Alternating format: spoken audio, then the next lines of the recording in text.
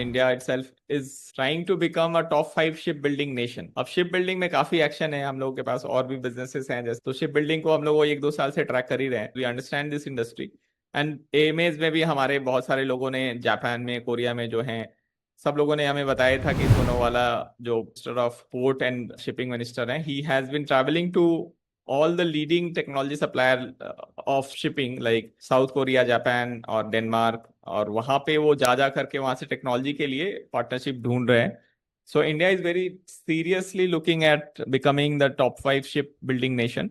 So basically क्या है कि percentage of ships which carry Indian flag is 5%। Cargo जो जो इंडियन फ्लैग कैरी करते हैं वो 5% है, लेकिन उसमें इंडिया का ओवरऑल जो शिप मैन्युफैक्चरिंग में कंट्रीब्यूशन 0.5% है। मतलब कि हम लोग मीनिंगफुली एब्सेंट हैं, मतलब कि we don't have any meaningful presence into ship building at all. Let's come to the shipping industry. So they are trying to be a hub for the world. तो अगर आपको हिस्ट्री पता है, world war की history पता है, तो आपको पता है जर्मनी क्यों सुपर पावर बना, because German has you boats.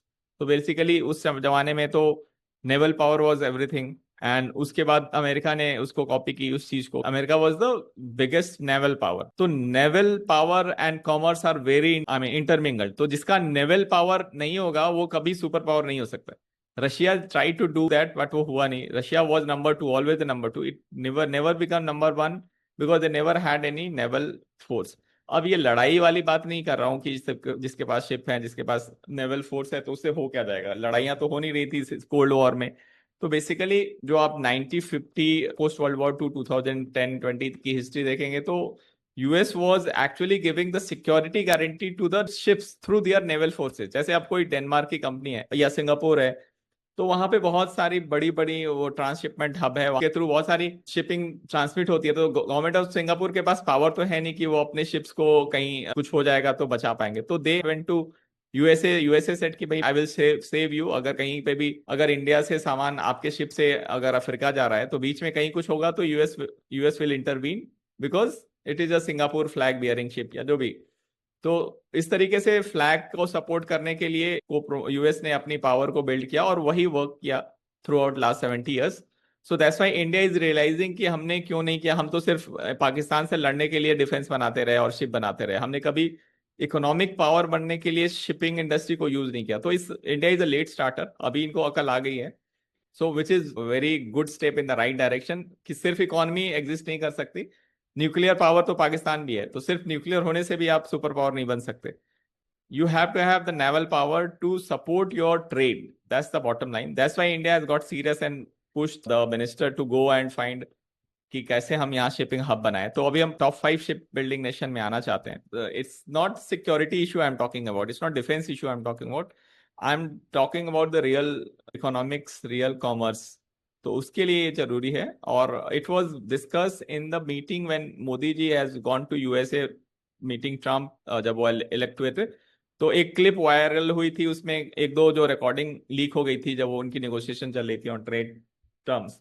तो उसमें some Indian government official was saying to US guys, जो नेगोशिएटर था, कि are happy to become a shipyard for the whole world, जहां पे आप पुराने शिप्स लाओ, हम लोग उसको तोड़ करके नया बना करके देंगे। तो India is trying to be like that कि वो जो कचरा हो जाता है पुराना शिप, उसको लोग फेंकने के लिए उनको बहुत प्रॉब्लम होती है क्योंकि उसको रिसाइकिल करना मुश्किल है।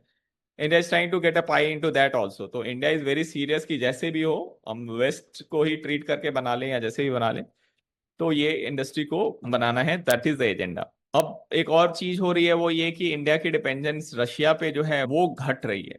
बिकॉज अगर हम 2010 से 14 का जो 5 ईयर साइकिल देखें, import of Indian arms have significantly decreased from 72% import from Russia to 36%. So अभी हम almost half हो गया है in last 10-15 years, 10 years actually, the contribution of Russia from। तो इसमें एक तो वो वॉर का है कंट्रीब्यूशन, रशिया यूक्रेन वॉर का। और हम लोग नेवी में अगर बात करें तो नेवी में भी काफी डिपेंडेंट थे। तो इंडिया को अब वो यूक्रेन वाले वॉर में वो लोग, उनका बेनिफिट उधर जा रहा है। तो एज ए मैन्युफैक्चरर वो Russia is not very active. तो दे आर सेइंग कि आप टेक्नोलॉजी डेवलप कर लो, खुद ही कर लो, वैसे वाला सीन चल रहा है। तो इंडिया के पास एक रीजन भी है कि हम खुद ही डेवलप करें, रशिया के भरोसे ना बैठे। तो that's why India is trying to do something of its own. So in FY 24 defence production surge by 16%, while exports grew by 32% and India is now exporting to 85 plus country due to collaborative efforts. तो दो चीजें हो रही हैं, एक तो Russia थोड़ा अभी स्लो है, so that's an opportunity for companies like indigenization leads to long-term sector growth in alignment with national policy like Atmanirbhar Bharat and all. Watch out for a strong electronic manufacturing contract manufacturer poised for a big leap.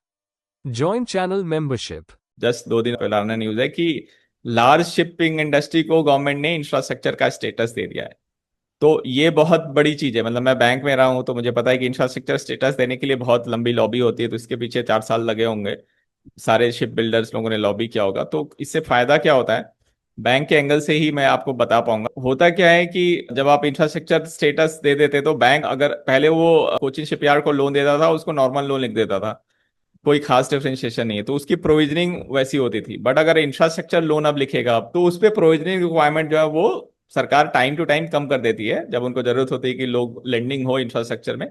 तो infrastructure status को बहुत सारे benefits भी होते हैं, tax वाले benefit भी हो जाते हैं कि उस पर प्रोविजनिंग कम होती है, उस पर आप इंफ्रास्ट्रक्चर कंपनी हो तो आपको 1-2 टैक्स नहीं देने पड़ते हैं, ऑल दोस थिंग। तो वो प्रोजेक्ट की फाइनेंसिंग वायबल कर देता है, तो लॉन्ग टर्म फाइनेंसिंग वायबल हो जाती है, तो शिपिंग कंपनी के लिए अच्छा हो जाता है। That will boost new build projects, more customer and more projects, preference for indigenise input and shorter procurement cycle. Infrastructure status आएगा तो फंडिंग वंडिंग आएगा आराम से, तो लेंडिंग ज्यादा होगी तो जो पेमेंट साइकिल है वो कम होगा, सो supply chain will become more reliable. तो ये सारी चीजें शिपिंग के लिए अच्छा है। स्टैम है which is growing very fast because Indian Navy now wants to grow its fleet to 175 plus warship by 2035 with 68 new vessels currently on order and total shipyard contract value approximately 2.3 lakh crore.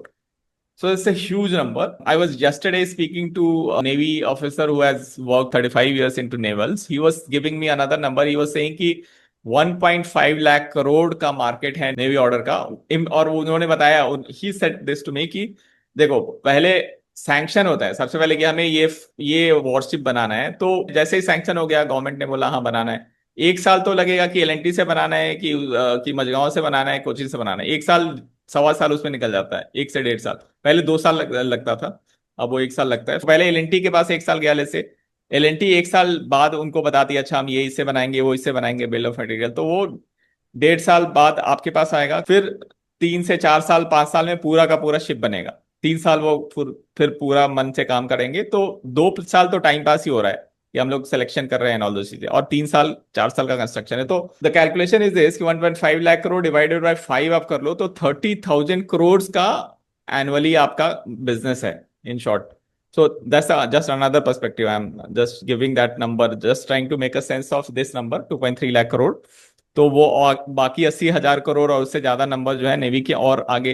हाँ, उन्होंने 2035 का number दिया हुआ है, अभी ये 5 साल की हम बात कर रहे हैं, तो 2025 से 2030 तक की मैंने अपॉर्चुनिटी बात की, 30 के बियॉन्ड 78,000 करोड़ आएगा। Time is increasing day by day.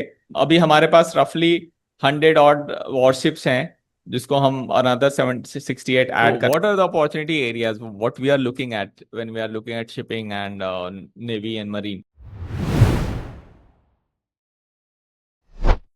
Watch out for a strong electronic manufacturing contract manufacturer poised for a big leap. Join channel membership.